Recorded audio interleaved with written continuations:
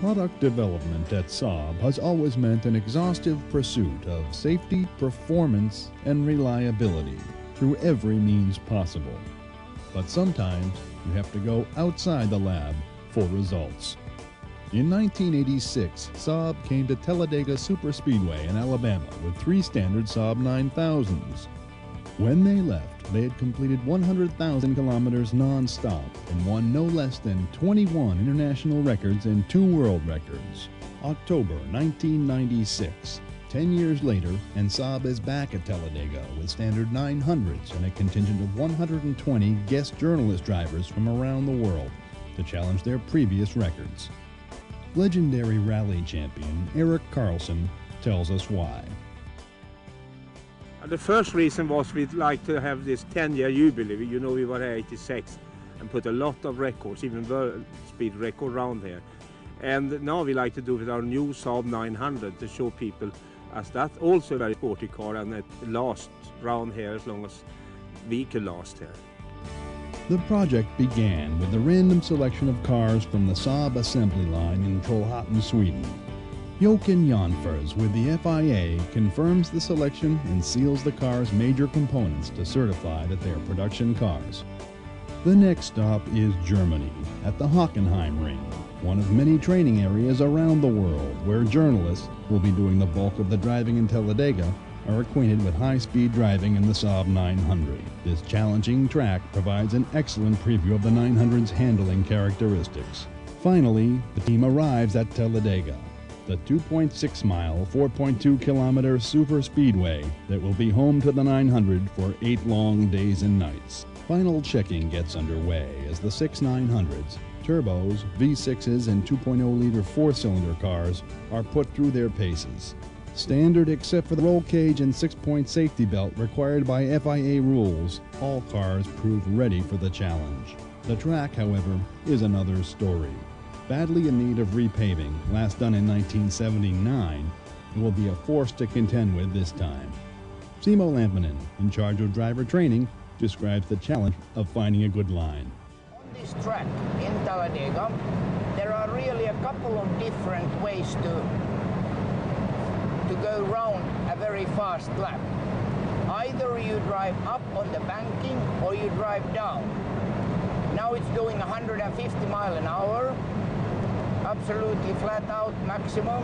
Here I go next to the wall on the top, which will go nicely and on a very, very even piece of track, and then down towards the yellow line, and then I'll let it slide out again, approaching the grandstand. At dawn on October 16th, the challenge officially begins. With both professional drivers and journalists at the wheel, speed and distance records are broken immediately, as the 900s prove faster than even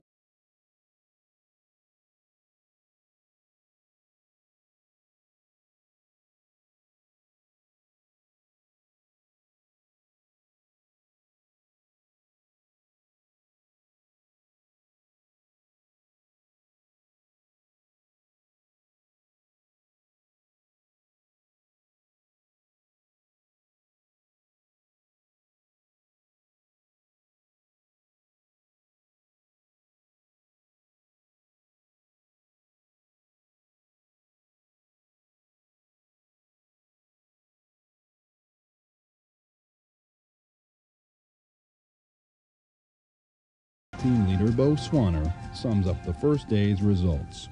Day has been successful so far. We have beaten all the records we could beat. That means a total of 33 records. We have set 22 new records and beaten 11 old records, and that is more than we could expect. That's very good. One of the cars are driven by our own people, and the other 5 cars, they are driven by guest drivers. That is the journalists that we have been inviting here, and I'm very impressed with their performance.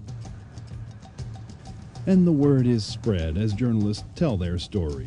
Bene, ho appena finito e il mio impegno per ora è finito.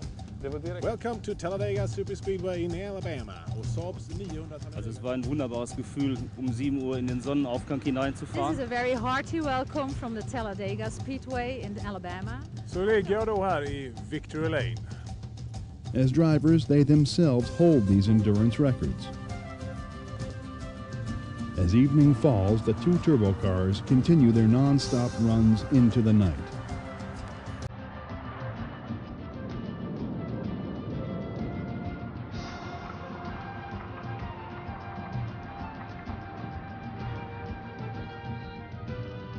With the arrival of the next group of journalists, the toll of the difficult conditions begins to show.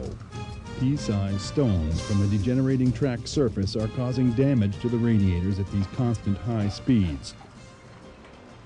One radiator must be quickly changed, but a solution is improvised by the mechanics. A simple wire frame keeps the stones from hitting the radiator surface.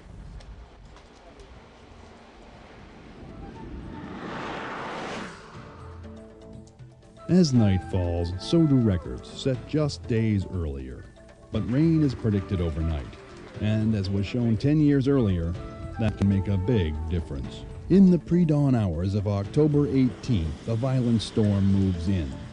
Although the race has been slowed as a precaution, misfortune strikes when a strong gust of wind forces the number 2 car into the wall. Driver Herman Rundstrom is uninjured, but the race is temporarily halted by NASCAR until conditions improve. I feel very safe to drive a Saab, and I think this is a confirmation about that. Also, if something unusual or some unexpected happens. Car number 2 is out of the race, but performed as designed in the accident and is added to the safety exhibit as a demonstration of real-life crash protection. As the race is restarted, records are still being broken in the wet.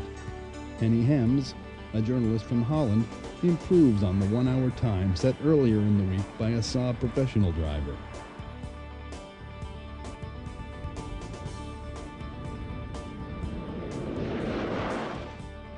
The sun returns and more milestones are reached.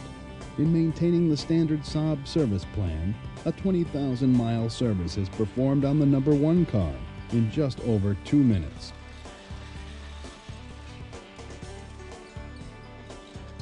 Oil is changed, spark plugs replaced, and the car is back on the track.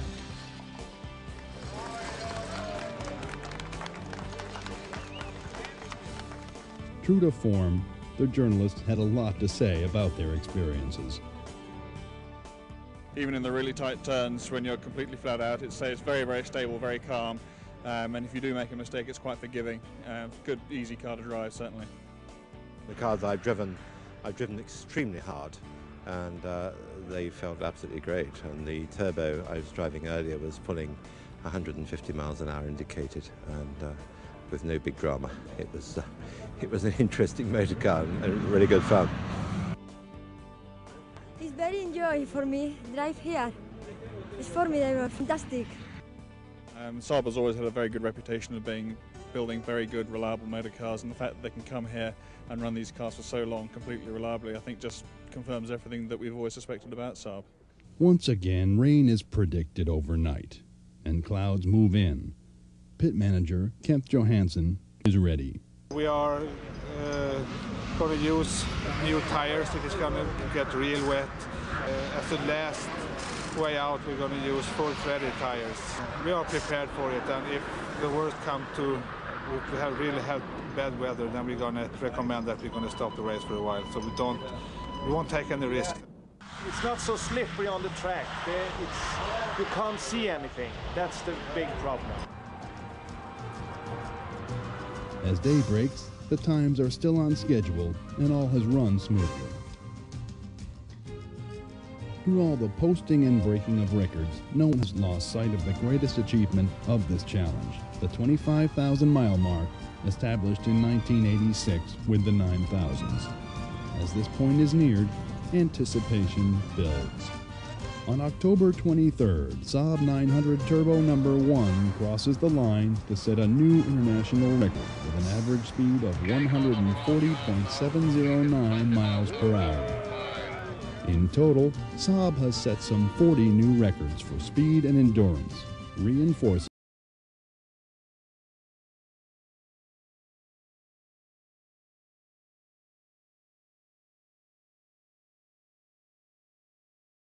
journalists, all the guests we have had here, all the pit crew, everybody. I mean, can't mention them all, but we all was a real great team. I'm happy for it. And we have a damn good product.